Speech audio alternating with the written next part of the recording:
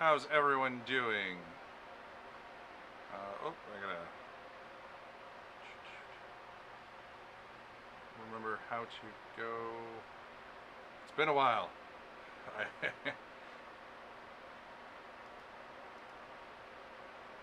do I go? See.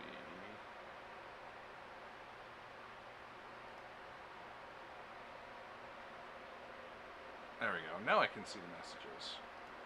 Yay! Yeah, it's been a while. I gotta move this around. The chat happens to be like right behind my camera. Yeah, well, let's see.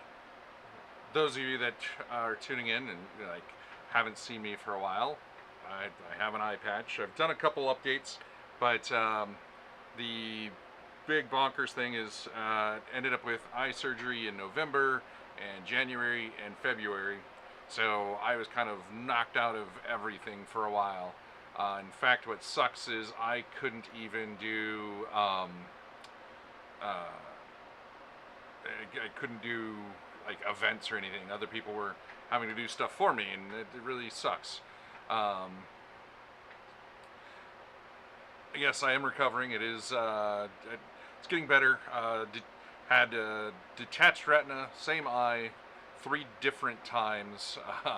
So now my right eye has a buckle around it. It's filled with oil, and I run around without the eye patch on most of the time now, but everything out of it is all blurry and wonky. I gotta wait for. I have another appointment in a couple weeks to figure out what the next adventure is, for lack of a better term. So, in the coming weeks, you'll probably still see me with this on, and it's gonna be fun because it is my dominant eye. I've been trying to get back into doing, the news, stuff like that, and I hope everybody can hear me. Hello? Okay, my levels look like they're okay. Good, I'm going out. Oh, an ad coming. Let's see. So I want to throw this out there. Level Up Dice, awesome dice company, and they have been really awesome with us. We've sold a handful of these over the last couple years through them. They they make these on demand basically. So you see the dice here. Um, that's not the link I want. I'm going to put the link in the chat. The nice thing about these, every time a dice puck is sold, we get a little sent back to us. We get like I think 10% or something like that, which is awesome. And they sat down. I designed the logo. My wife brought it into existence, and then they cleaned it up so it could fit on the dice. And they make these. So if you order one this month, then you'll get it. They'll produce it at the end of the month. So if you drop an order today, they look at the end of the month and say, okay, there was one or 100 or whatever. How many were ordered that month? They produce them and they send them out, and then they cut us a check. To Pulsar, I will get with you. I just kind of explained, did a quick rundown of what's going on with the eye. I will get with you offline so I don't have to, so I won't repeat it again. Shoot me a message over on Discord, and our Discord is over 400 people now, so we have tons of people helping out the library. What's going on? During all the eye surgeries, I couldn't even pick up my cat. And here's Nunzio. He likes how I've rearranged my desk so he can hop up here, and now he's over there and doesn't really interfere as much except for with my mouse. Okay, let's jump into some news. Let's see. Actually, I didn't read this one, so I wasn't sure what was going on with this. Man, I set everything up, and then I got everything set up so that you guys see my screen right, and then I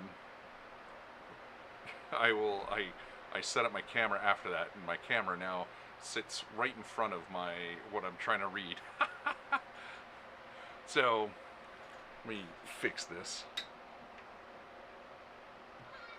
Meow.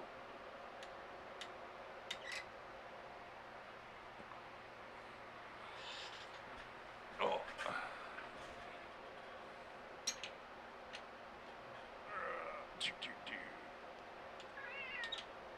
There.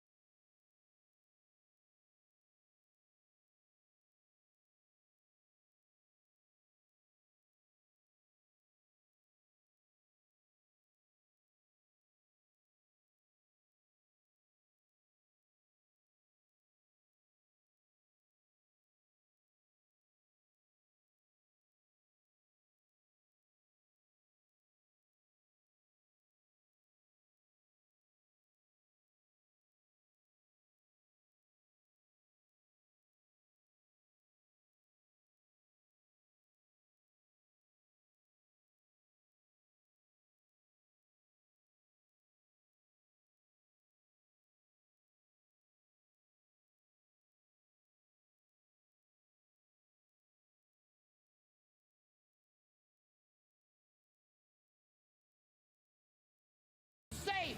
I can't work here. John was right. Dave is not going home today. This kitchen going to be spotless.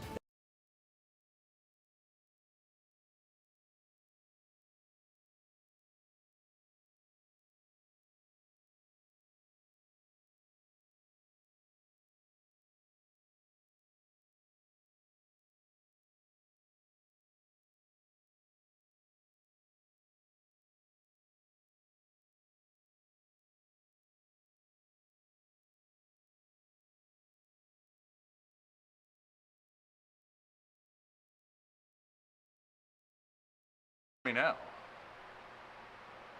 Hello? Hey, it looks like I'm back. Oh, there's a new Twitch feature.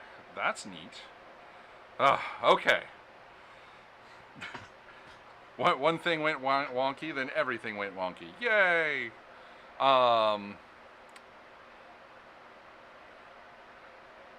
This was an article I saw real quick, didn't really read through. I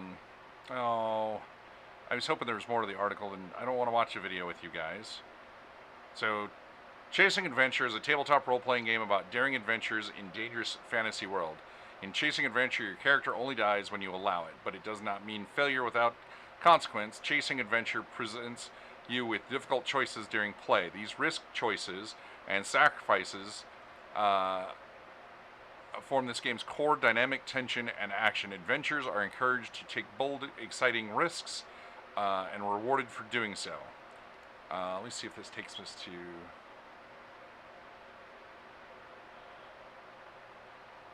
So yeah, I was reading a couple things about this, and this hit Kickstarter while I was out with all my eye surgeries and stuff. So it's off to the printers. I'm hoping that we can get a copy of it and check it out because it looks pretty cool.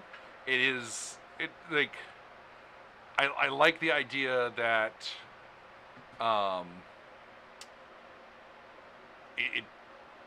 don't know, it's just a different take, because unlike with 5e D&D and the upcoming D&D whatever, they're very heroic and it's hard for a character to die.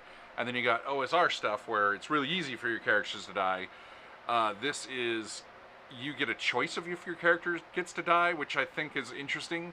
In the few things I was looking at, D&D, whatever, and I don't really want to talk about the new D&D that's coming up with everything that they've revealed so far. It is the opposite of what everyone really wants. It'll be very video game friendly, but it's the opposite of what a TTRPG typically is, because apparently they're putting all kinds of emphasis on character creation, and yeah.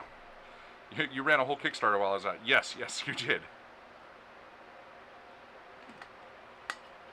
And while I was out, so I didn't even get to talk to you. There was a ton of cool stuff that hit Kickstarter that I really wanted to talk about. But this one looked neat just because I want to see how they're tackling what their key premise is. And I was kind of hoping we would get more than just I don't want to go into someone else's video about it. But if you want to watch their video, and I'm going to reach out to see if I can chat with these people as well, because I want to get interviews going again. So something that is out now that I'm excited about, this kind of older news. Now you get to donate to the library in person. Yes, love having especially game designers and stuff that that can come up and do cool stuff with the library. And you know, if we get a chance to bring like a small game designer into an event and let them run their game as hosted games through the library, to me that's all the better. Okay, so this was announced a couple months ago while I was out. Well, just about a month ago. So 12th of June, the new Core Pendragon book is out, and their expansion for it, the Grey Knight. So if you've not, and sadly Greg Stafford passed away, a couple years ago now. We got a couple things from his library donated to the, from his personal library that was donated to our library. And, that's pretty cool. But one of the things he created a long time ago was Pendragon. And the really cool thing with Pendragon, if you know nothing about this system, is it is designed for really long-term games, which is super cool, because you would actually find that there was a lot back in the day, even as deadly as games were, you found that there was a lot of people that played the same stuff over and over, played the same game over and over again. I mean, last year I talked to a group of people that have been playing the same game of Traveler since before I was born. And that's just, it's a nearly 47-year-long Traveler game. And that's to me, that's insane. I mean, the longest game I've played is 3 years. I've played in a couple different campaigns that have lasted that long. And Pendragon, at its core, Greg Stafford noticed there was a lot of people that were playing these long-term games. And so when something happens to your knight, it has long-term effects, which is super duper cool. So Chaosium, Greg Stafford had worked on a bunch of updates and changes to Pendragon. So this is one of his last works before he passed, and I look forward to getting our hands on it, because Chaosium puts out a good product very regularly. I mean, they haven't really put out a bad product in their 40 plus years of existence. And Pendragon is a great game, especially if you are looking for something to play that long term. It's such a cool game, and not too many games really have those mechanics built into the system for that long term play. See, this was an announcement for a Mörk Borg style game, and it cracked me up so much. Especially after having been in some post-Soviet nations.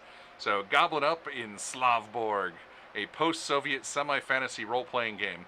And if you've ever researched, especially post-Soviet nations, this cover, this it just cracks me up, because this is so very that Goblin is very Eastern European.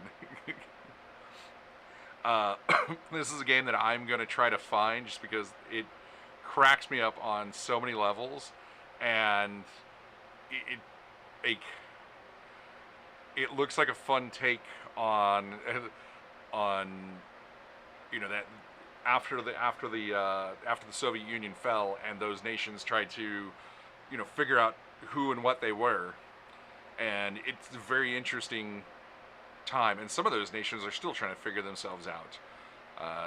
The Soviet Union really messed a lot of countries up. So this just looks super neat. So I'm gonna seek out a copy of Slavborg, and we can even join their Discord server. I'll do that afterwards. Not like my Discord account needs to be in any more servers. Oh, I'm in 9 million servers. Let's see. The Ennies. I always get told I pronounce that wrong. Ennies. I think I used to pronounce it Ernies, because somewhere in my brain it was Ernie's. But these are the 2024 nominees. These will get handed out during Gen Con. No, the library will not be at Gen Con this year. This has a lot to do with it. Let's see. So, Best Adventure Long Form. Call of Cthulhu against the Static. Delta Green, God's Teeth. Heckna. Heckna's really cool. We got a copy of it, and it looks really neat. The Devil's Bridge and the Bloom. Eat the Reich. We had somebody playing that at SummerCon, or that was trying to get some games going at SummerCon. It looks really cool. It's a really neatly put together book. Losing Face. Pellegrin Press puts out good stuff. One Shot Wonders. Don't know that one right offhand. The Well of Fear and Vineyard RPG. I have looked through this one. We don't have a copy, and it looks kind of cool. Let's see. Best Aid / Accessory. Fantasy Complete 4. Let's see. How many long-term Pendragon fans are unsure about this new edition? Oh, many long-term. I mean, it's as far as I know on the Pendragon, Greg Stafford. It was stuff that he was still doing, so it is still a lot of his stuff. So I'm excited to see that they're kind of revamping everything and hopefully getting new people into it. Let's see. The Great Campaign lasts 485 to 566 C, 4 years longer than Uthar. Oh, is that you're still talking about Pendragon? I don't remember the campaign, so let's see. Best Aid or Accessory. We're looking at these. Non-digital. Arkham Investigator's Wallet, Atlas by Moonlight Maps, Epic Encounters, Local Legends Tavern Kit, Hexcrawl Toolbox. I actually have looked at that. That's kind of cool. And Vampire the Masquerade 5th Edition, the Book of Nod Deluxe Artifact Edition. And that's actually really cool because the Book of Nod is something from the original when White Wolf was doing it back in the 90s. And I think it's really cool because Renegade is really kind of running, or really doing a good run with the Vampire. I've seen a bunch of people that were interested back in the day that are kind of getting back into it. I see new players are getting into it. We've had a lot of interest at events. Renegade has given us a ton of books, but they gave us the new Werewolf and Hunter, and I've seen a lot of people picking those up and reading through them. So there's always been that, like, hey, I want to know more about Vampire, but I think there's more people that are wanting to jump in on the Vampire peripheries, which they're doing good stuff with. So Renegade's putting out some cool stuff. Best cover art, Across the Thousand Dead Worlds. That was a good cover. Eat the Right. That is actually a really good cover. Let's see. Koroki, A Magical Year. Don't know that one right offhand. Not the End Stories. Don't know that one right off the end. And Tomorrow City, Diesel Punk role-playing game. Also a really cool cover. And I love that Osprey Games is getting into RPGs. Best art interior. Out of all these, I've only seen one interior. That's Eat the Reich, and that's actually kind of cool. I really want to see the.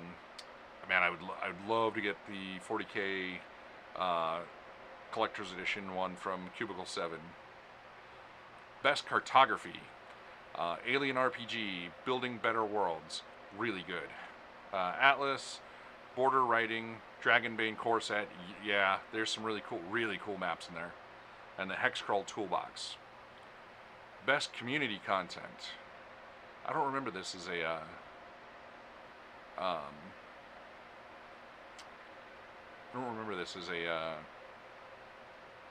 category before. And I don't really follow many of the community.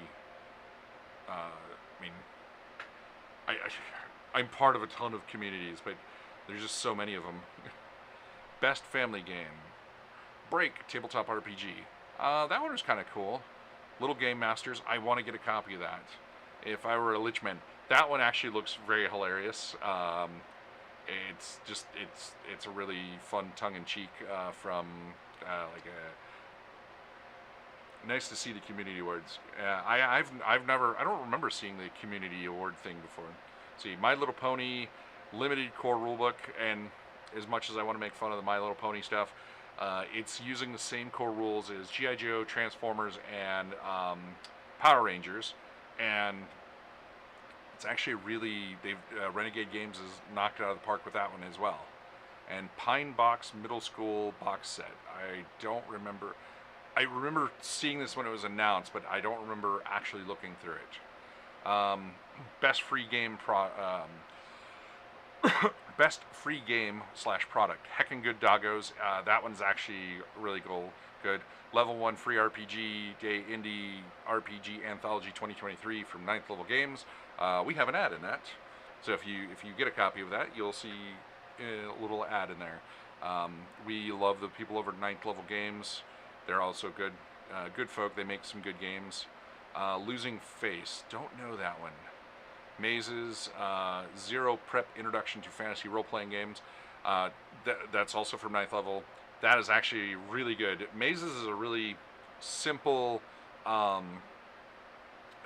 system that they put together. It's a generic fantasy system. And it comes in like 4 little floppies, or you can get it in one like zine-style hardback book. And this little freebie, you can download it and learn mazes and learn the concepts, quote unquote, of fantasy roleplay. It's actually really well done.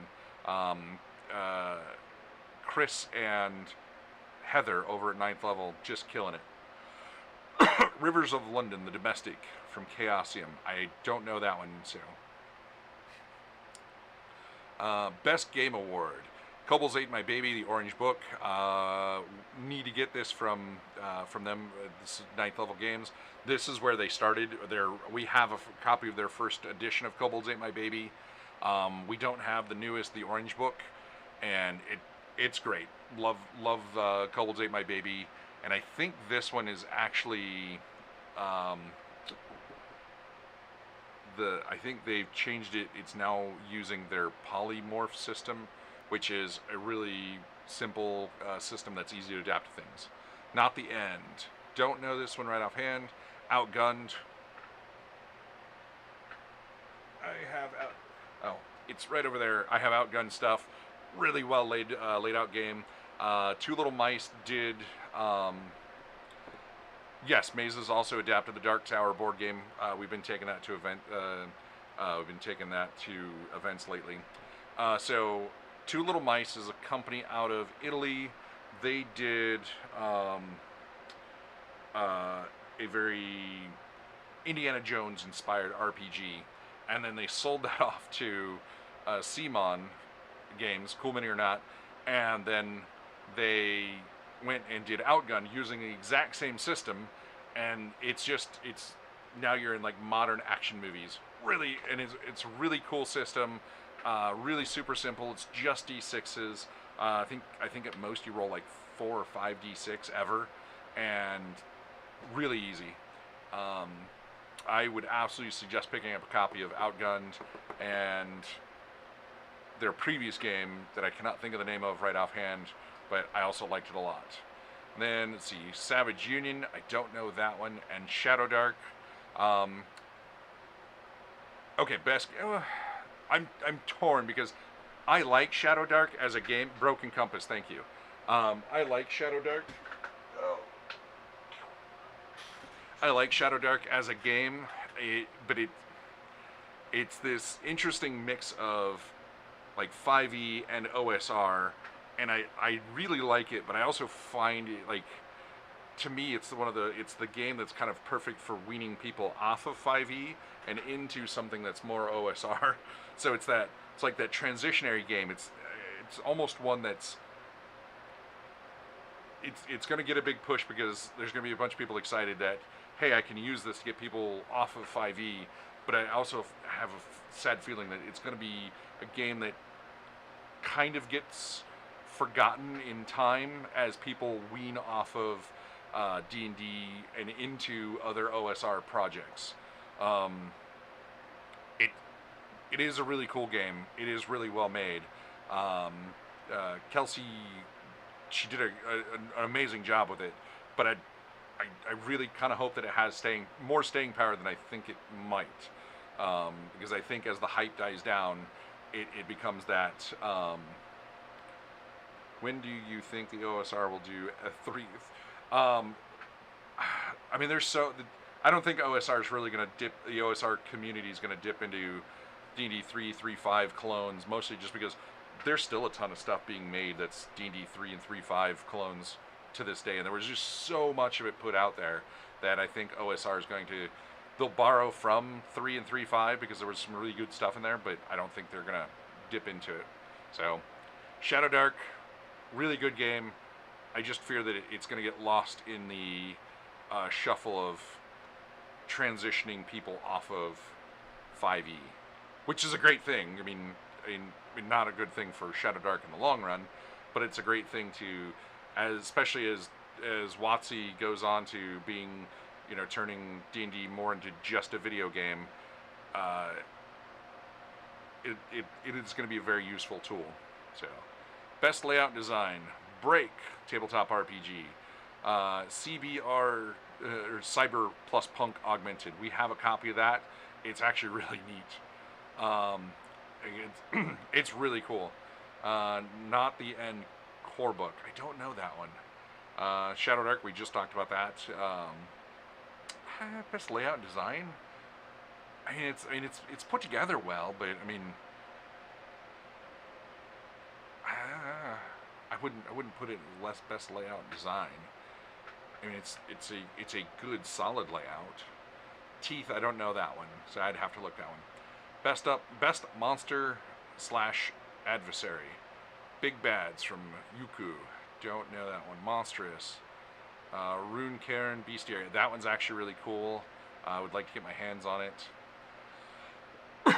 And VR Dead, don't know anything about that one. And I have looked through the Wrath and Glory threat assessment Xenos. Just 40k in general has great bad guys. Best online content, The Alexandrian.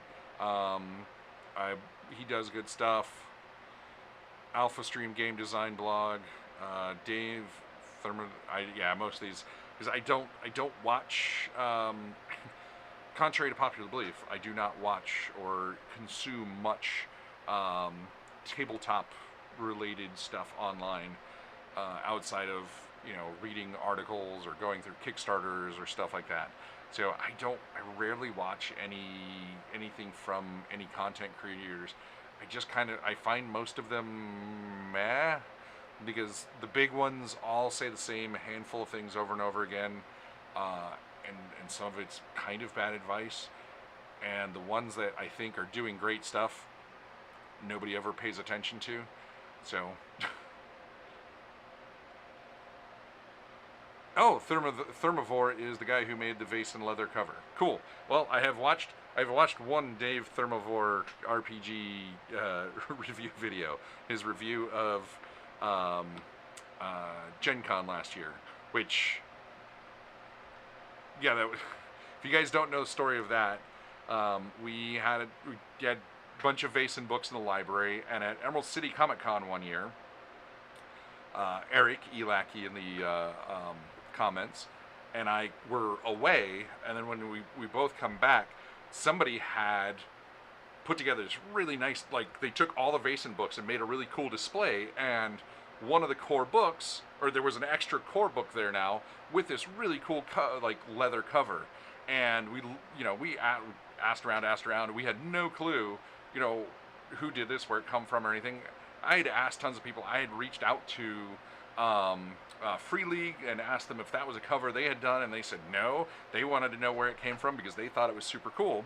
Well, last year at Gen Con, Dave Thermivore he comes out to the area where Dungeon Crawl Classics and the board game library and the role-playing game library, us, were at, and he was like, oh, I don't know, and then he's up in the the bleachers looking down. He's like, oh, I'll make my way down there, and he runs into the cover that he made, because he made that leather cover for the book, and then it was a giveaway on his channel, and he doesn't remember who he gave it to, because it was several years ago. It was like the first like channel giveaway he did.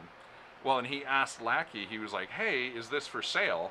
And then Eric describes what the library is, and that the cool little story behind it. So then he explains this on his video, and it's really cool, because we've been trying to figure out for several years where that came from, and now we know. Well, Lackey remembers. I will probably forget that poor guy's name again in a week, but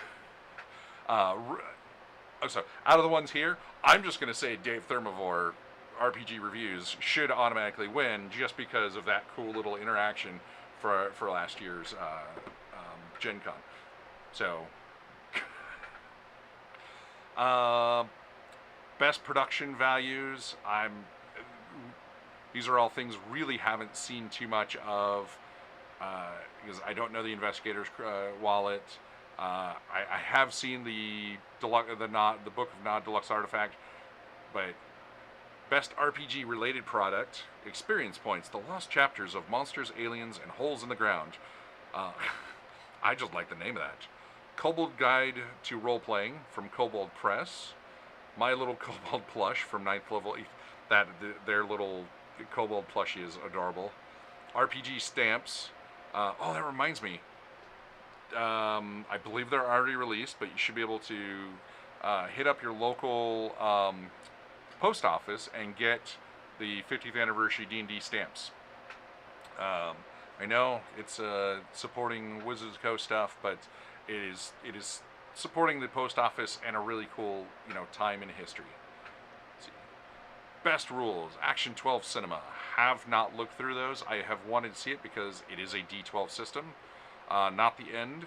I have heard good things about that. Pathfinder Player Core Rulebook. They did a re-release. I'd forgotten. Savage Union. I don't know much about that. And Shadowdark. Shadowdark is a really good rule set. Best setting. Dead Air's Seasons. Don't know that one. The Heckna. Yeah, it is a really cool campaign. Outcast Silver Raiders box set. Don't know that one. Pathfinder's Lost Omens. Pathfinder people are gonna know that one. They're gonna tell me it's awesome. And Valley of Flowers. I don't know that one either. Best streaming content. Well, I don't like any of them because they're not us. No, I'm just kidding. I don't really know any of these. I just don't have the time in my day to watch other people's content. See, best supplement. Alien RPG. Every Alien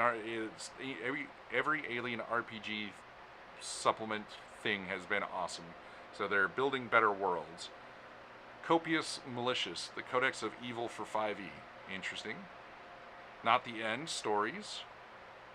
The Griffin Saddlebag, Book 2. Hit Point Press does some good stuff. This and That collection, Sneak Attack Press. I'll have to look that one up. Oh, man. Let's see, best writing, Call of Cthulhu, Alone Against the Static. Chaosium tends to do good stuff. Cloud Empress, Land of Cicadas.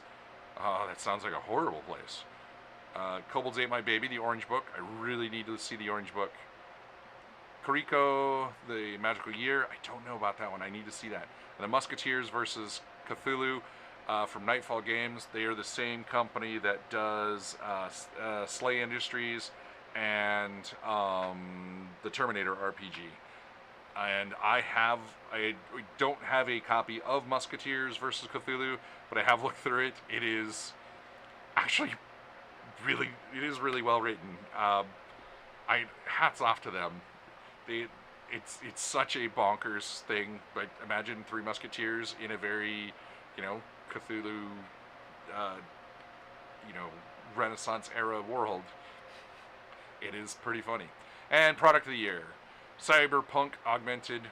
That is actually really cool. It's a really small thing, but it is really cool. Eat the Reich is actually really cool. Koriko, Magical Year, haven't seen it yet. Not the End. Outcast Civil Raiders box set. Outgunned is really good. Savage Union, Shadow Dark, still really good. My money's on Shadow Dark to win, mostly because I think they got the most press, and within this industry, getting a lot of press is pretty amazing. It takes a lot for anything to get any amount of press that's not D&D. Valley of Flowers and Vampire the Masquerade, Book of Nod. What would be my pick out of the ones I've seen there? To be honest, this Cyberpunk Augmented, it's a really cool, it's a really well put together pamphlet style RPG. It's so small, yet you there's just so much to it at the same time. Either that or maybe Outgunned, but I got the Outgunned with the nicer box and everything. So as the core book, I don't know if Outgunned is better than core like Shadow Dark.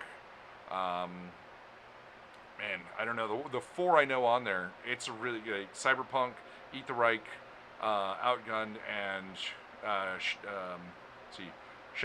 Cyberpunk, Eat the Reich, Outgunned, and Shadow Dark are the four that I know on there have handled and looked through, and on it they're all really good. So let's see.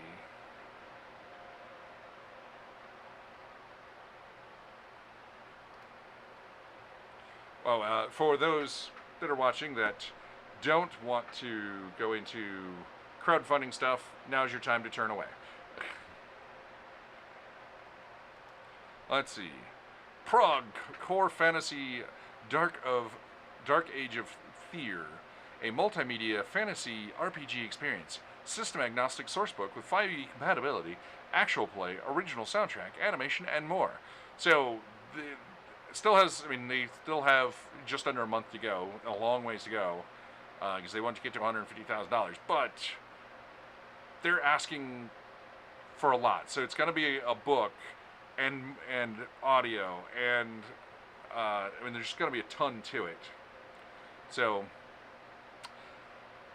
a system-agnostic sourcebook that can be paired with any fantasy tabletop RPG or simply enjoyed for stories that and art within with 5e conversion, documentary style, actual play, animated short, soundtrack album, and stretch goals for audiobook, custom scented candle. There's only a few games that I'm cool with for custom scented candles. Vinyl record. I have 2 games that have already sent me vinyl records. Obsolete Shitty Rules. Yes, the logo does feel very DCC. That is a very DCC. Two games have sent us vinyl records. So Obsolete Shitty Rules and Ragnarok. Both of them, we have soundtracks for both of those, and they're actually pretty good records. Let's see. So $20 gets you the postcard got to be more. Let's see. Yeah, $20 gets you a postcard, and you can get the soundtrack. $50 gets you the source book for $50. $50 gets you this digital source book, and 5e conversion guide in PDF. Oh, that's $50. I mean, I know you're getting voiceovers and stuff like that, but 75 gets you the digital and the print and early access to actual play. Oh God, no, you don't. So with that $50, you just get the core book. Oof, oof. That's a big ask. No wonder they're $100 gets you the print and digital, the early access to play episodes, the animated short, and the soundtrack. Ooh. And I know that they're going to be doing all the actual plays and stuff, then they're going to come out, but that's a big ask. $50 for the core book, digital only. Ooh. Let's see. Liberty Inc. Let's see. Liberty Inc. is a cyberpunk post-apocalyptic RPG. Honestly, most cyberpunk games are kind of post-apocalyptic. Like, society as we know it is broke down and is in this. Yeah, exactly. What would retail be if you want 50?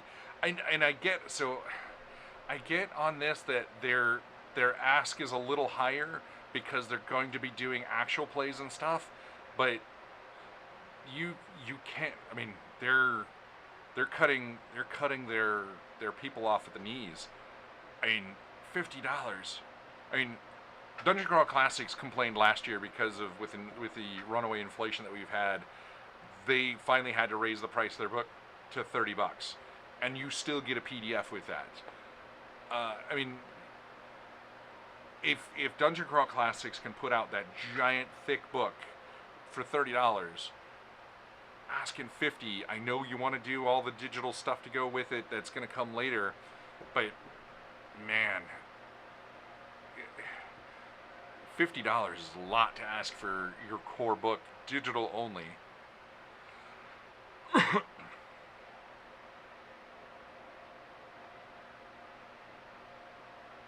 Also, wouldn't mind it if you'd be willing to give a look. Yeah, if you just throw a link in the chat, I will throw. I'll pull yours up towards the end of the Kickstarters. Okay, Liberty Inc. Cyberpunk post-apocalyptic RPG.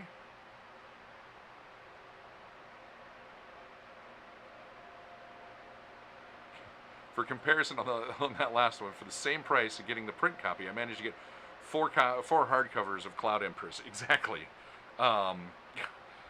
So crazy. Like, $50 is a massive ask.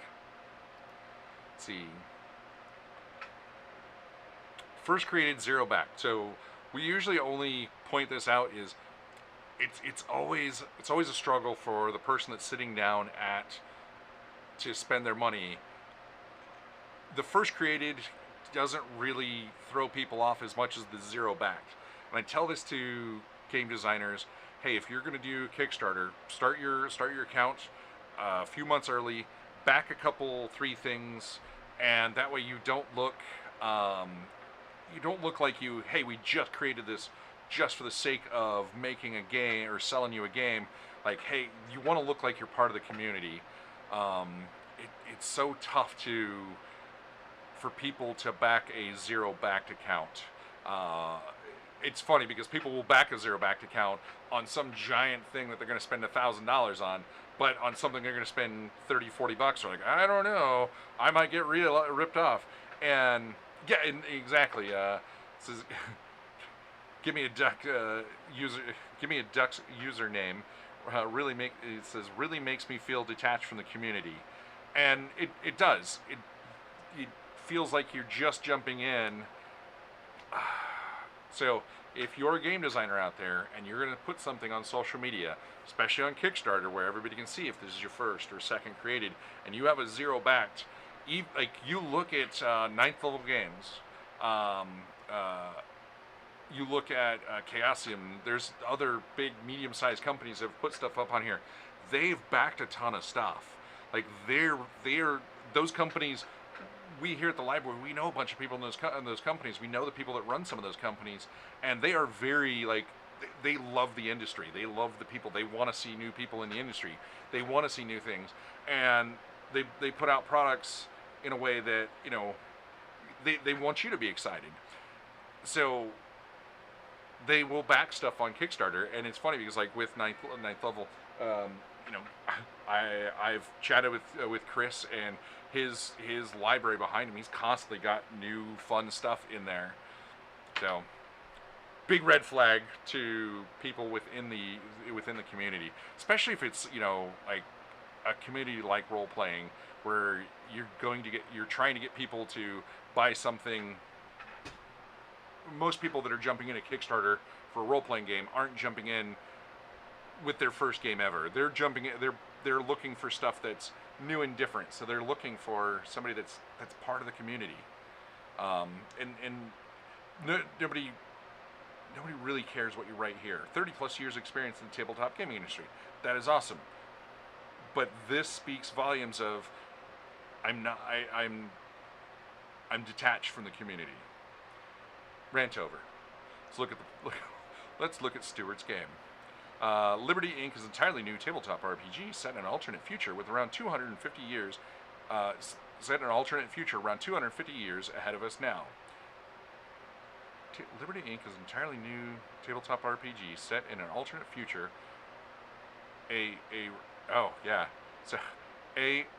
Around 200.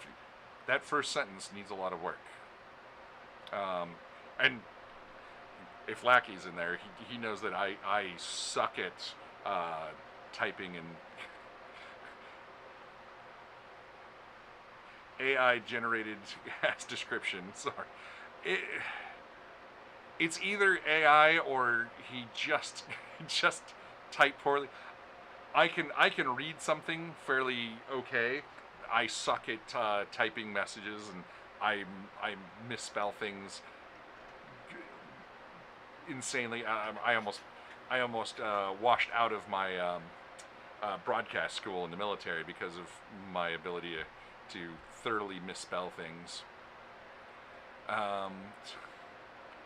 Blending influences from our favorite novels, existing RPGs, video games, and LARPs. Let's see what they've got for Lore Dump number 1. The Nanotech Crisis. Okay, that sounds neat. Nope, stay away from the keyboard, buddy. Giant cat demanding my attention.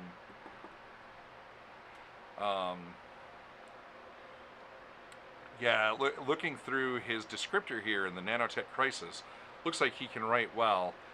This looks like he outsourced to AI.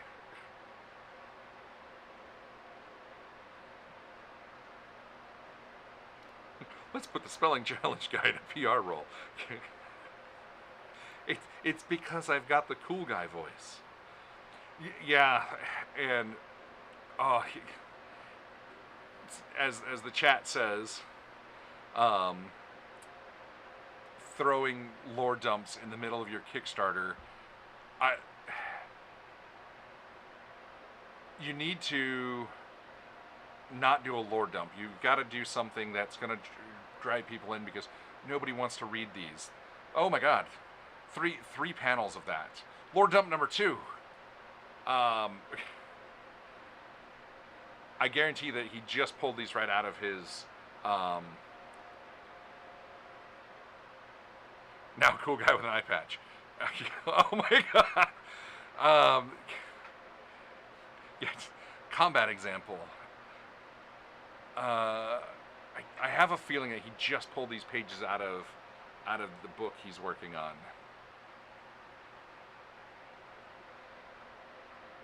I like that he's using cards. Use a deck. I like it when people use a deck of cards because it's odds that people don't understand. You know, rolling a d6, people get. They know the odds. Rolling 2d6, your averages. You know, the more d6s you add, the more predictable your roll is. I used to play Shadowrun with somebody that like knew how the predictions on dice. Ugh. White text with drop shadows on brown marbled background is a choice. Yes, it is. It's at least it's not. It the brown is not. Oh, it's drawing from a 81 card. Where did I miss the 81 cards? Oh, jeez. If it's 81 cards, I'm out.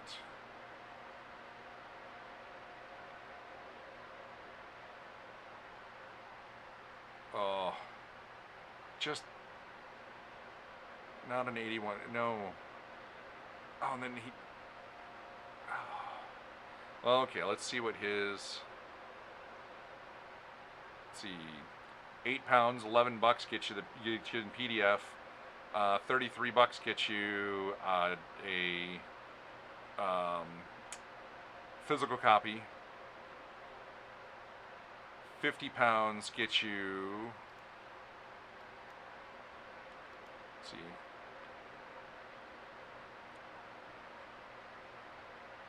Hey, all right, man. Can we get? Crap, I never know how to boot these stupid things.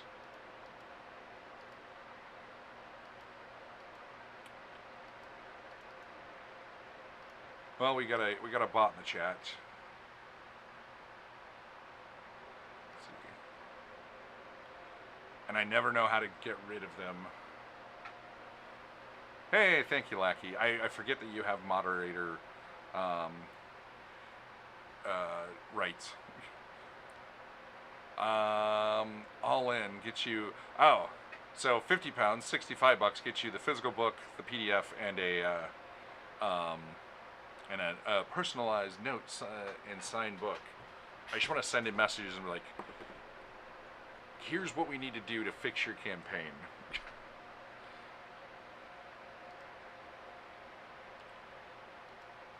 The Manifest Magic Wild West setting with Bigfoots and Mothmen. I didn't read past that because I want to be as excited for this as I can be while we read through. So was only looking for $500. Always leery about low goals. Has almost 100 backers. 9 days to go. So look at this. First created, 17 back. This is a person that has some is part of the community. And the funny thing is with that, I mean, we can click on it and see if he has been backing role-playing game stuff, but the people that are looking at the page, they don't even go that far. They go, oh, he's backed a bunch of stuff. They automatically think he's backed a bunch of RPGs. He could have backed all stuff for his kitchen, like new spatulas, whatever. But that makes him look more like he's part of the community than the previous guy. See, the creator of Manifest, the mythic Western setting, which is what we're looking at here. Welcome to the world of Manifest, which sounds like he's doing a Weird West, and I have a big soft spot for the Weird West, thanks to Deadlands. I still love Deadlands, this game. See, Manifest pulls from old and new North American cryptids and the Western genre to build its world and stories. Creating 6 new kinships races based on the myths whispered around campfires since the New World was young. For example, you might explore the tiered mountains of steppes as a Mugwump Ranger, a kinship based on Bigfoot myths, or maybe you'll ride a hodag through the lakeside towns as a woodrigger missionary whose kinship is based on the small folk legends such as Puck Woodgrees and Nimgrir. This game's killing me. By stepping out of the narrow constraints of old fantasy, you can discover a vast frontier of new story possibilities. Guides to Allegheny. Manifest will be launched as a series of Kickstarter projects that will ultimately make up the entire setting. Each guide will delve into fascinating aspect of Allegheny, focusing on intricate details of one part of the setting. Kith and Kin. Mappers, tinctures, and tamers. Other media. Ultimately wants to make a video game.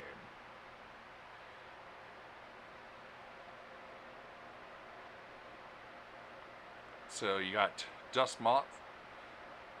Oh, I have no clue what that. And that's, let's see, Hawk Flat Tools, Pardrin, Hangman, Mugwumps, and Rigger.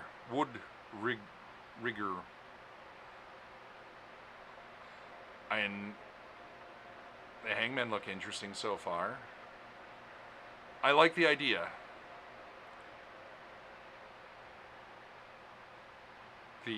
The aesthetic that he's going for is kind of neat. Rules and expansions. So let's look at. So $2 gets you a thank you. Okay.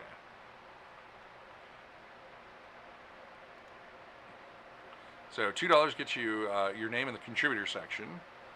See, $10 gets you the backgrounds pack in digital.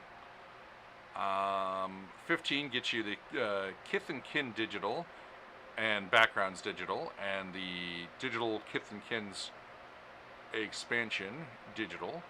30 gets you Kith and Kin background, and then the other one's all digital. Then allows you to get crazy add-ons. See, $50, a Kith and Kin signed copy.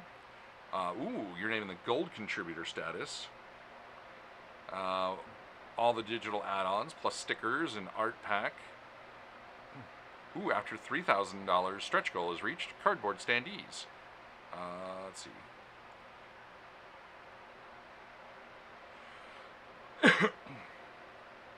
See. Honestly, looks the same. Because these are all digital. And $80 is you get 5 copies. Oh, $100. You get the collector's edition signed, and the Kith and Kin's rules expansion signed. You become a diamond contributor, and all the other stuff digital as well. Oh, plus you get the manifest poster, manifest keychain, fold out Crestfall map, and standees. Is there more? Oh, $500 one. What do you get for $500? Collector's edition signed. The rules is signed. Create your own manifest character. That's cool. A figurine. Art print pack. Manifest poster. I don't know if that's worth $500. $500, you can add your own character. $1,000. What do you get that's painted? Oh, they'll paint your figure for you. Painted Hangman figure. Create your own manifest character. Your character becomes part of the setting. Oh, for $1,000, I better hope so. But far more realistic. Hey, kind of some neat ideas. I'm intrigued. I'll follow along on that one. Let's see. We've been talking a while. Okay. On Humble Bundle, they have a RuneQuest bundle. So talking about Greg Stafford. Greg Stafford also created RuneQuest, and let's see, this is live for how many more days? 18 days, 15 hours, 57 minutes. So For 18 bucks, you get the Game Master screen pack, the Mythology book, the Prospedia, Lightbringers, Earth Goddess, Smoking Rune and Other Stories, Pegasus Plateau and Other Stories, King of Satar. This is actually a book, not a supplement. Guide to Gloranthia, volumes 1 and 2. I've got the hiccups all of a sudden. Your core rule books, the Bestiary, Weapons and Equipment, the Red Book of Magic, the Argon Agar Atlas. Yeah, I just ran out because I don't have AC in my office, so that's why you hear fans running. And I drank a bunch while I was getting everything set up. The RuneQuest starter set in digital, and Gloranthian Source book, and the first the RuneQuest coloring book, which is awesome to have in PDF because you can just print those out and color them over and over and over again. You need to get a hold of Chaosium, see if they'll let us do that. Put those RuneQuest coloring pages out at the tables at events. And RuneQuest role-playing in Gloranthia starter quick start, including Broken Tower scenario. This is actually a really great starter, and I love the RuneQuest stuff. Need to play it more often personally. And then we're going to go to our last place we go, and that is the Bundle of Holding. So, Esper Genesis. So $15 will get you the Esper Genesis 5e core manual. I know nothing about Esper Genesis. I've never played this. I'm going to assume it's based on 5e, saying it's a 5e compatible. The Esper Genesis Master's Tactician Guide, so that your GM. 2 Esper Genesis Initiate Adventures. And then, if you go up to $27.22, you get all those core books, plus the Threats Database and the Shadow of Zephyr 10 Adventures. Dyson's Delves. Tabletop fantasy role-playing dungeon maps by Dyson Logos. So $10 gets you Dyson Delves 1, Dyson Delves 2, 3 dodecahedron cartographic reviews. Esper Genesis is an odd thing. I'm glad when we have people that know some of the things that I've never seen. This looks like the annual roundups of 3 years for dodecahedron cartographic reviews. Yes, and think, I used to do stuff on radio. Commercial Compass Rose Pack. 15 Compass Roses under a royalty-free commercial license. So they're stuff that you can drop into like Drive-Thru RPG, into Roll20. And then if you beat the threshold is $23.95. You get all those maps plus the 3 commercial map packs, 4 cartography collections for 2023. That's August, September, October, November of 2023, and Strange Stones. Stone circles, miniatures, arthrostats, and liths for fantasy RPGs. So if you need or want or looking for maps, there you go. Spirits of 77. I have seen some of this stuff and I want to check it out so bad. So Funky Collection is $10. Spirit of 77, the best of a bad decade. Can you dig it? Just the cover of this makes me think of all the really bad like late 70s movies. There's just so many of them. Let's see, Wide World of 77, far out new roles, scenes, and stories of the Spirit of 77. Spirit of 77, greatest hits 1 and 2, 12 extremely rad early adventures. Rad was kind of an 80s thing. Rad didn't pop up until the early 80s. It wasn't a late 70s. You need to check your history of slang there. Nice Atari VCS look on the splats. It is very Atari. I wouldn't say VHS because VHS really hadn't hit yet. It has Laserdisc and Atari cartridge vibe. And then if you beat the threshold of $18.27, you get all those core books plus Spirit of 77, 3 very special episodes, Masterpiece 77, Return to the Cruise Ship of the Damned, Wrath of Khans. VCS. Okay, I have to read out of the corner of my one eye. And then 2 Spirit of 77 pilots, Rad Planet. Again, Rad was and Spirit of 77. If you're going for that late 70s, Rubik's Cube wasn't brought out into the 80s. And Spirit of the Seventh Realm. I'll give him a break. He's 77, early 80s. It's all very the same-ish. But I've been wanting to check this game out for a while. Spirit of 77 just looks hilarious. From what I gather, it's just a silly, over-the-top RPG that's, think of you playing as a movie character in the in a late 70s action cop movie. Let's see. Fading Suns. Oh, let me go do the Fading Suns one first. Apparently we have a commercial break.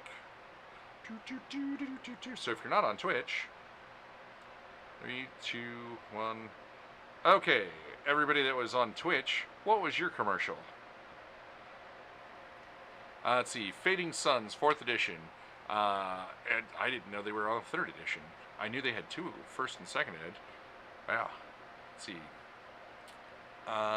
Fading Suns is $18. Something in French. Why are you getting commercials in French? So, Fading Suns for $18. You get 3 Fading Suns core rulebooks. Nice. Explorer's Gear, State and Perk card set, and the GM screen. Fading Suns 4 planet kits, character charts, maps, tokens, and play aids. Cool. And then if you go up to $30.75, you get all the core stuff, plus the faction book, Intrigues and Escapades, and then 3 Fading Suns Imperial dossiers.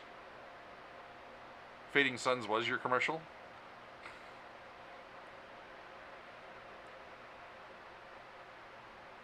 No. Fading Suns did not use...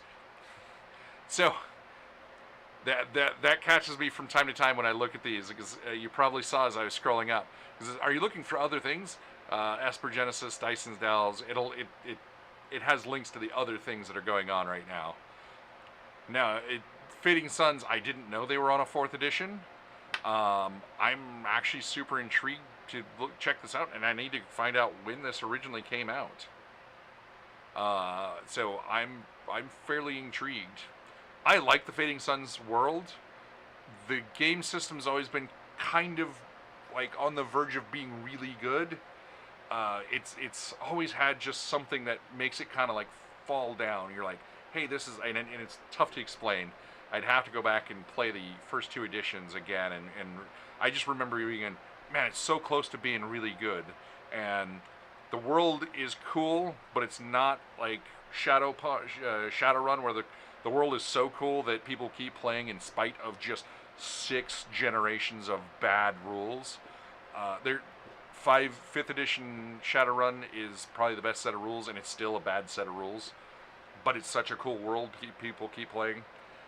Fading Sun, really cool world, and its rules have always been just on the cusp of being really good.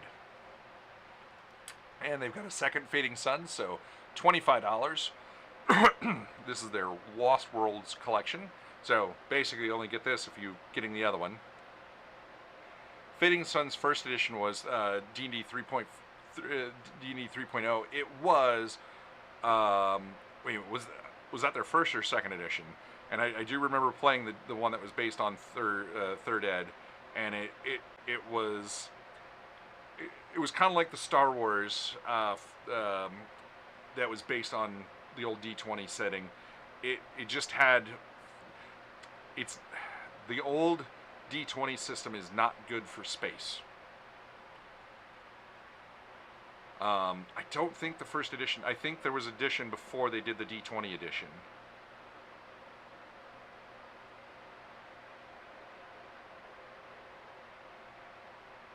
See, back in the 90s, I randomly had a roommate who got his first job out of college working for Andrew Greenberg doing a video game version of Fading Suns. Neither of us knew anything about him or the system at the time. Completely random. That's actually kind of... It is a really cool world, and I didn't know there was a Fading Sun video game. But honestly, I kind of always steered clear of video games based on tabletop IPs, because it's just not the same. The only one I liked that I thought did well back in the day was BattleTech stuff. It wasn't a very good video game. Most video games based on tabletop IPs aren't. Like the vast majority of them. Like people go, oh well, what about Baldur's Gate stuff? I was like, that's an exception to the rule. The vast majority of stuff that is using a tabletop IP is not good when they convert it into video game format, or even worse, app format. Like you got Monopoly Go, and WotC's and Hasbro's working on D&D Go now, and that's going to be my joke for the new edition. It's D&D Go. Well, and Monopoly Go made more money last year for Hasbro than WotC did. All of WotC, and just Monopoly Go. It's a free game with things you can buy, and those little purchases just add up so insane. It made nearly double the money that Wizards of the Coast did, and that's another big reason why they're doing all these digital pushes. So D&D next edition is going to be vastly digital, and they're going to try to charge you for everything. Oh, you want a cool sword for your character? That'll be 79 cents. Let's see. So Fading Suns, this collection I think it was $25. Yep. And you'll get the Fading Sun Lost Worlds. It includes the New Frontiers play kit, St. Paulus Field Guide to Spacecraft, Voldork. I know it's Voldrok or something like that, not Dork, but we all see it. It says Dork, I swear. Barbarians at the Jump Gate, Hard Times on Hargrand, 2 Fading Suns, 4 Imperial Dossiers, Brother Battle, and Chartier's Guide. So that's a bunch of add-on stuff for $25. So for like $50, you can get a ton of PDFs for Fading Suns 4th edition. And Orbital Blues. So this is $8. We have an Orbital Blues book. It's a different cover than this, and it's actually super cool. I've actually liked it. Baldur's Gate was made by a studio that knew how second ed AD&D played. Same cannot be said by the entire early 90s D&D RPGs. Same can be said by most any game company that was making an IP based on a movie or on a tabletop IP through the 80s, 90s, and almost to today. Spider-Man's got some good video game releases, but most of the movie video games all suck. Most of the video games, like I said, the only ones that I really liked back in the day that were based on tabletop IPs back in the 90s were the BattleTech stuff. There were some good BattleTech games back in the day that I enjoyed, but especially the RPG ones were just so clunky, and it was like, hey, just make a good RPG from the ground up, and people will buy it. Strangest D&D game from the 90s, Descent into the Undermountain. I vaguely remember hating that game, and I didn't spend money on especially D&D games back in the 90s. I went over friends' houses and played them, and I was very poor in the 90s though. So, see, Orbital Blues core rulebook. I have read through this. I've enjoyed it.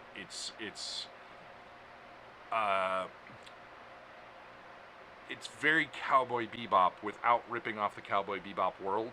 Like, it's very its own thing, but you can read through and go, oh, these folk really loved Cowboy Bebop, but they also had their own ideas in mind. So that's the best way I can describe it. See, Orbital Blues, Chico de Saude, looks Spanish, and my Spanish and or Portuguese is horrible. I suck at most Latin languages. Seems missing, it means missing someone or something dearly. Orbital Blues, All That Glitters, a star system full of trouble. So, those 3 books for $8, and Orbital Blues core book, I've been reading through it. It is a bunch of fun. I do suggest it. So, if you go up to $18.55, you get those 3 core books, plus a Starborn Resistance, a hub world for your Orbital Blues outlaws. Orbital Blues Everjoy. No admission fee to enter the amusement part, but try getting out alive. Ooh, that one could be fun. Orbital Blues Trouble at the Rock of Tariq. A succession crisis on the rock. Oh, and Wayward Stars art book. A visual design and aesthetics to the world of Orbital Blues. So, yeah, I really like this. I have not played it, but I have read through the core rulebook. I do want to see people playing it. Like I said, it is very much that Cowboy Bebop world, but definitely its own thing. And I've enjoyed what I've read. So this is one that I would definitely suggest people, pick up. So, well, that looks like all we have for the day. And as a reminder, again, level up. Oh, I was going to go over somebody's stuff. Go back here, pull up a tab.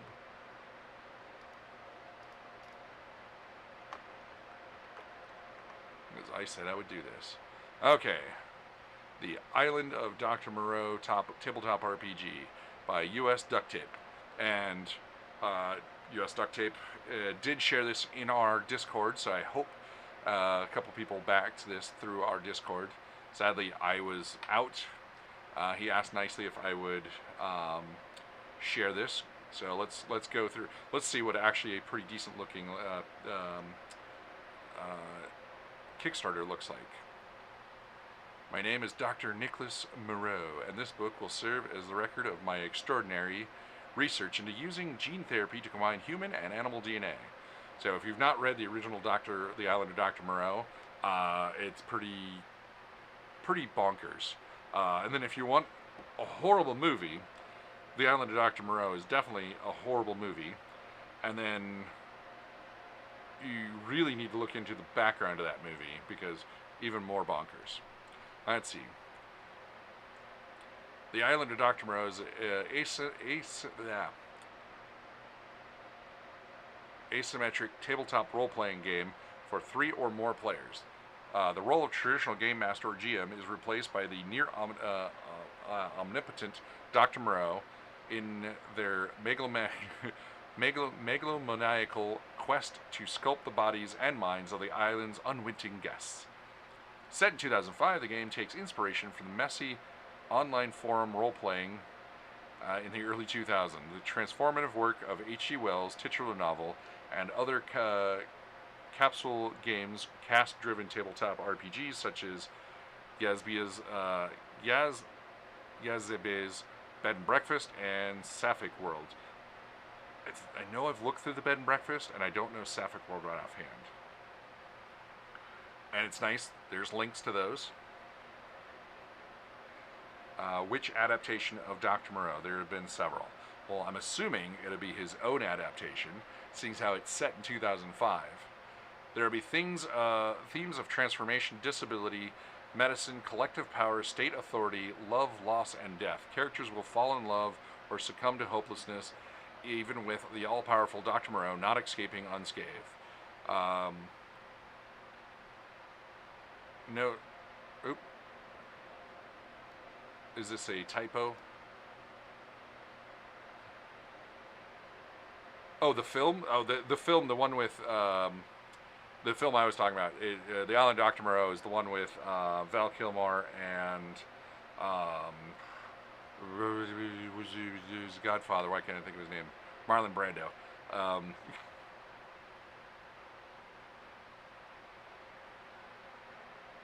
This takes some from the book, but mostly from a very obscure 2005 role-playing group. Let's see. Is a unique tabletop. Island of Dr. Moreau is a unique tabletop role-playing game designed to only be played for a set number of sessions. Interesting, I like that. Each session will trigger new events, both island-wide emergencies and deeply personal struggles. All the while, the erosion of Dr. Moreau's authority brings a taste of freedom even closer, along with the realities of survival on a remote island inhabited by man-made monsters. My only question on this one is, how good is it as a one-shot if each session gives you new things?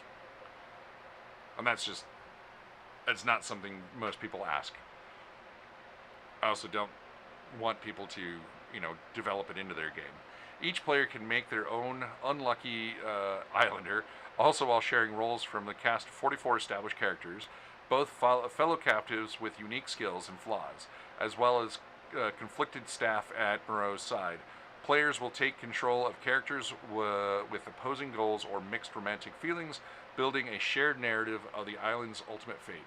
Players can also play the game totally GM-less, sharing the role of Dr. Moreau, or let a less experienced GM flap their wings by co-GMing in the roles of Dr. Lockhart and Dr. So I like that. And it's nice to have a system where you can kind of train a GM.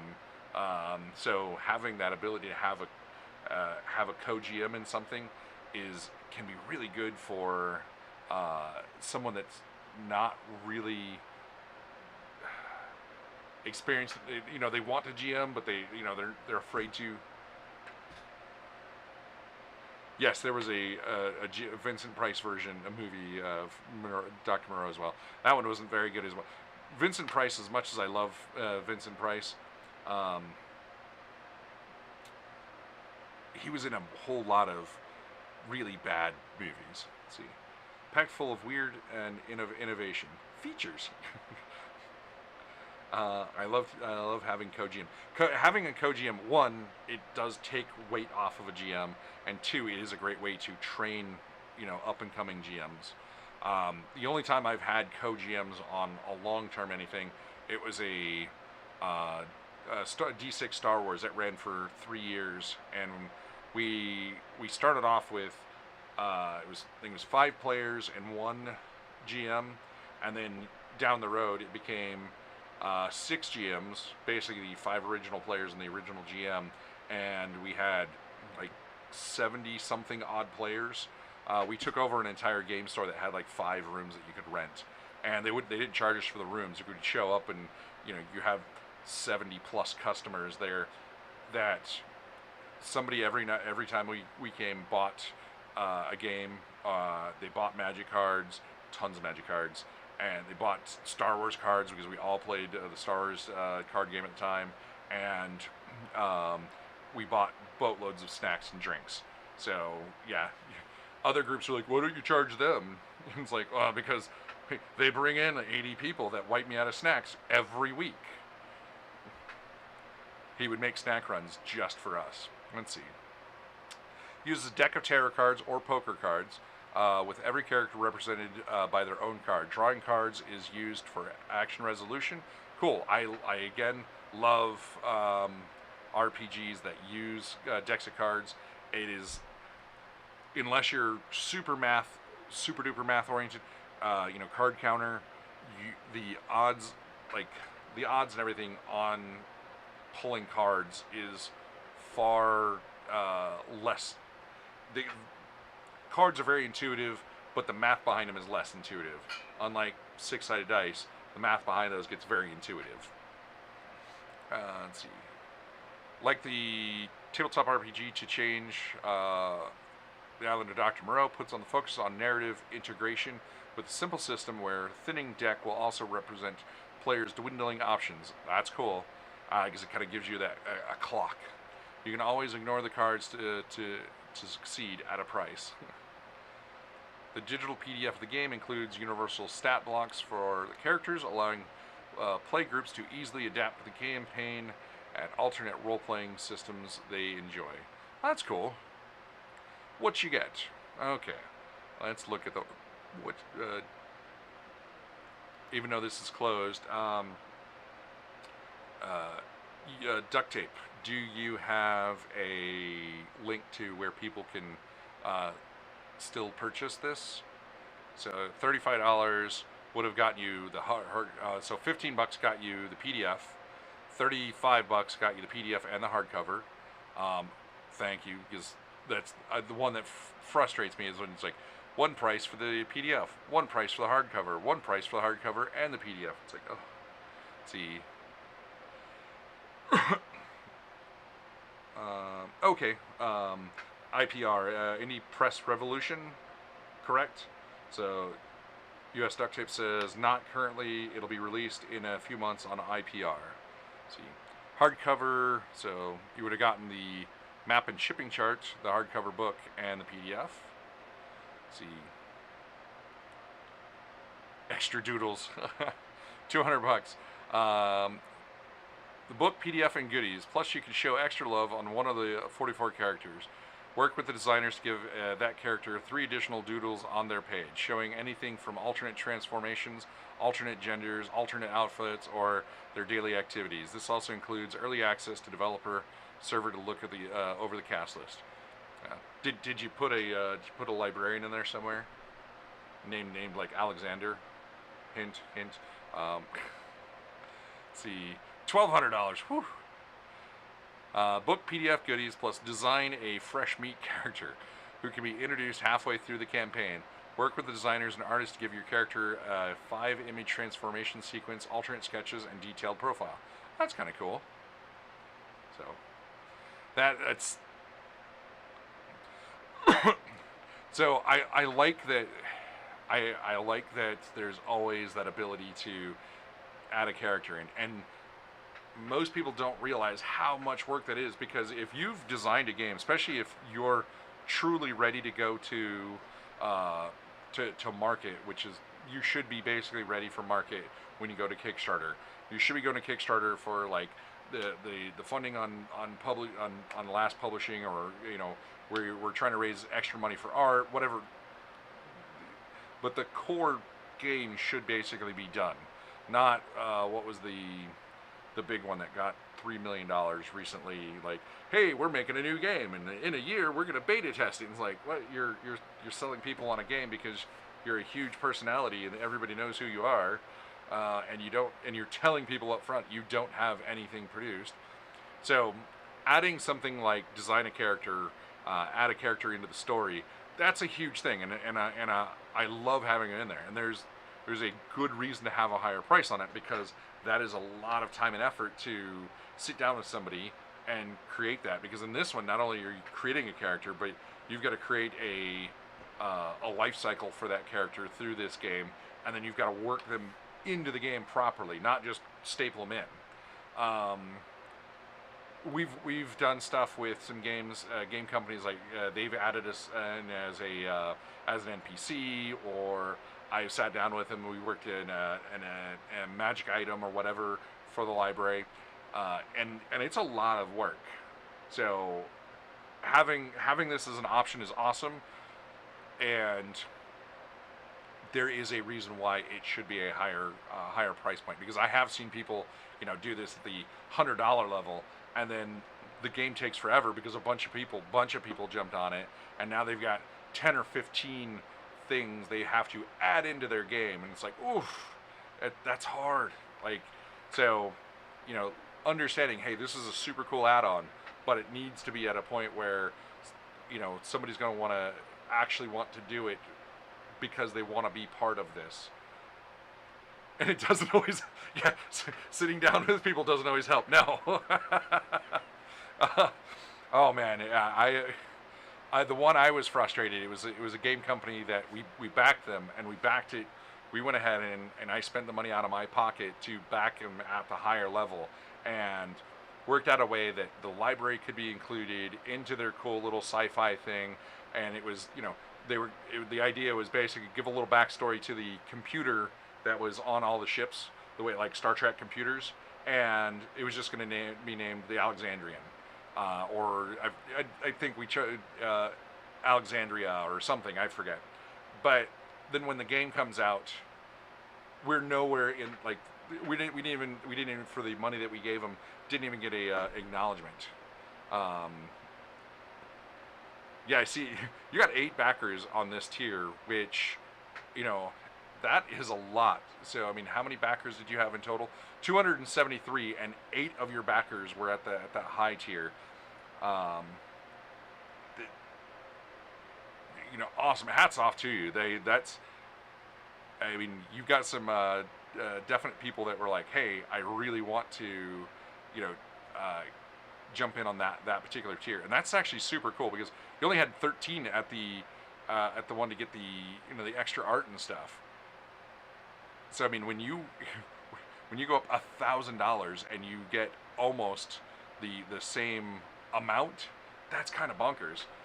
And it goes to show that that's people want to do it, and it should be that higher so that they're going to put some effort in it. If you do it at the, because like I've said, I've seen people do it at like the $100 level, and they get a ton of people, and it's funny because at $100, people will forget to answer emails, and you're like, oh, I can't send this because you start sending them nasty emails like, hey, we got to do this sometime soon, otherwise, sorry, there's a cutoff window. Okay. Anyways, it has been awesome, and thank you all for tuning in. And we're going to try to actually start doing this again weekly. And tomorrow we're going to try to stream some Alien tabletop RPG stuff. So I'm super excited about that. And then towards the end of the month, we're going to get some volunteers out to help organize the library. It has not been, because it's been to so many events and things have gone all different places. Things have all gotten mixed up, and we're going to have, if you're on our Discord, you'll be able to see what events we have, what days we're looking for help and the like. So thank you all. Remember, if you can help us, check out our website. You can help us on via Twitch as a subscriber, or bazillion different ways you can help out, either in person or monetarily. Whatever you can do will help. And thank you all. Go out and game with some other people. Sit down and face to face with some individuals and do some awesome stuff, people. Good night, all.